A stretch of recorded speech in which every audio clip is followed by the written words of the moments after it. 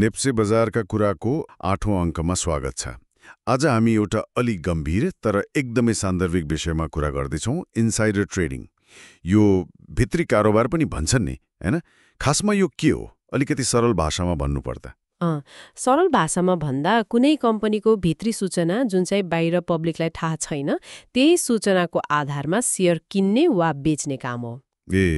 भनेपछि सूचना पाएर फाइदा लिने कुरो भयो। तर यो सधैँ गैर कानुनी नै हुन्छ त कि कानुनी पनि हुन सक्छ? होइन, यसमा दुवै पक्ष छ। कोही इन्साइडर हुन्छन्, मतलब कम्पनीकै मान्छे, डाइरेक्टर, म्यानेजर, ठूला कर्मचारी, उनीहरूसँग कम्पनीको महत्त्वपूर्ण तर पब्लिक नभएको सूचना हुन्छ। कस्तो सूचना? जस्तै कम्पनी मर्ज हुँदैछ वा एकदम ठूलो नाफा वा घाटा भएको रिपोर्ट आउँदैछ या कुनै नयाँ प्रडक्ट लन्च हुँदैछ भन्ने जस्ता कुराहरू। यस्तो सूचनालाई मटेरियल नन पब्लिक इन्फर्मेसन भनिन्छ। अब यदि यस्ता इन्साइडरले नियम मानेर पहिले जानकारी दिएर अनि तोकिएको समय पर्खेर कारोबार गर्छन् भने त्यो कानुनी हुन सक्छ। तर त्यही सूचनाको आधारमा त्यो पब्लिक हुनुभन्दा अगाडि नै छिटो किन्ने वा बेच्ने गरेर फाइदा लिए भने चाहिँ त्यो प्रष्टै गैर कानुनी भयो। एउटा कुरा मैले सुनेको थिएँ कता कोही त भन्छन् रे यो गैर कानुनी इन्साइडर ट्रेडिङलाई खुल्ला छोडिदिनुपर्छ, यसले बजारलाई अझै एफिसियन्ट बनाउँछ अरे। त्यो तर्क सुनिन्छ। उनीहरूको भनाइ के हो भने यस्तो कारोबारले सूचना छिटै सेयरको मूल्यमा देखिन्छ रे। ढिलो चाँडो सूचना त बाहिर आउने नै हो, किन रोक्न खोज्ने भन्ने जस्तो हो त नि। अलि अनौठो तर्क लाग्यो मलाई त। हो, तर यसले एकदमै ठूलो प्रश्न उठाउँछ। त्यो एफिसियन्सी कसका लागि? जसले सूचना पाए उनीहरूका लागि। तर सूचना नपाउने लाखौं साना लगानीकर्ता नि, उनीहरू त अन्यायमा पर्छन्। हो, त्यो त हो। यसले त बजारप्रति विश्वास घटाउँछ। नयाँ मान्छे बजारमा आउन डराउँछन्। कम्पनीहरूलाई पनि पैसा उठाउन गाह्रो हुन्छ। अन्ततः बजार नै राम्रोसँग विकास हुन पाउँदैन। नेपालको कुरा गर्दा त यो समस्या अलि बढेको जस्तो सुनिन्छ। खास गरी त्यो लो फ्लोट, मतलब थोरै सेयर भएको कम्पनीहरूमा चलखेल गर्न सजिलो हुन्छ भन्छन् नि। हो, त्यो देखिन्छ। किनभने थोरै कित्ता किनबेच हुँदा पनि मूल्य वात्तै तलमाथि गराउन सकिन्छ। अनि कोभिड पछि त झन् नयाँ मध्यम वर्गका लगानीकर्ताहरू एकदम धेरै आउनु भएको छ। उहाँहरू जोखिममा पर्न सक्ने सम्भावना बढी भयो। हालसालै केही घटनाहरू पनि आएका थिए हैन मिडियामा? हो नि, केही उदाहरणहरू छन्। जस्तो रिडी पावर कम्पनीको केस थियो।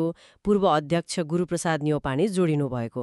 नेपाल हाइड्रो डेभलपमेन्ट लिमिटेडका पूर्व अध्यक्ष ज्ञानेन्द्र लाल प्रधान पनि यस्तै अनुसन्धानमा पर्नुभयो। सर्वोत्तम सिमेन्टको आइपिओवाला विवाद त झन् खुबै चर्चामा आयो नि, हैन र? त्यसमा त ठुलै मान्छे मुछिए भनिएको थियो। हो, त्यसमा त नियामक निकायका केही प्रमुखहरूको नाम पनि जोडिएर आयो। अनि हालसालै कर्णाली डेभलपमेन्ट ब्याङ्कको कारोबारमा पनि शङ्कास्पद गतिविधि देखिएपछि अनुसन्धान चलिरहेको छ। यी घटनाहरूले के देखाउँछ भने यो समस्या छ र अलिक गहिरै छ। पहिला अर्थमन्त्रीले पनि भन्नुभएको थियो जस्तो लाग्छ, इन्साइडर ट्रेडिङ अनि त्यो pump and dump, circular trading जस्ता कुराले बजार बिगारेको छ भनेर। हो, उहाँले सार्वजनिक रूपमै यो समस्या औल्याउनु भएको थियो। यस्ता कुरा रोक्न प्रयास पनि भइरहेको छ। हाम्रो धितोपत्र ऐन 2063मा व्यवस्था छ।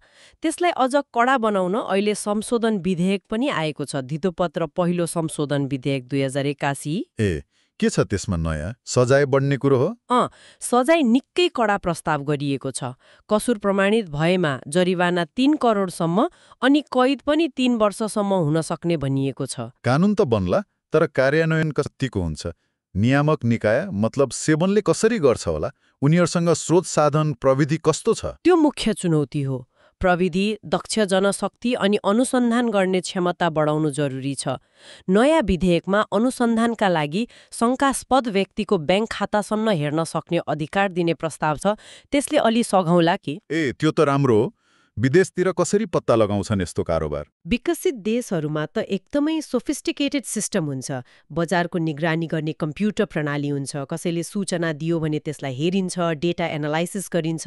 अमेरिकामा SEC, DOJ जस्ता निकाय एकदमै कडा छन्। ठूलो जरिवाना, लामो जेल सजाय हुन्छ। प्रविधि र कडा कारवाही दुवै चाहिन्छ। जे भए पनि अन्तिममा मारमा पर्ने त हामी जस्ता साधारण लगानीकर्ता नै हो। कसैले भित्र सूचना पाएर किन्छ, मूल्य बढ्छ। त्यो देखेर अरूले किन्छन्।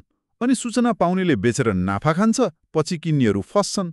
आफ्नो दुःखको कमाइ गुम्छ, बजारप्रति विश्वास नै अट्छ। एकदमै सही कुरा। त्यसैले बजार पारदर्शी हुनै पर्छ।